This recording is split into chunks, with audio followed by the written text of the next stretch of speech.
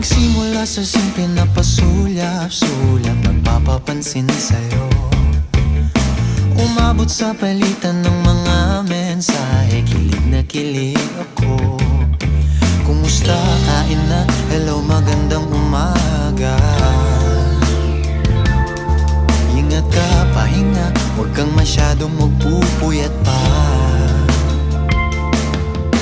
Naramdaman ng puso na dahan-dahan akong nahuhulog sa'yo. Sa kada araw natin na pag-uusap, meron ng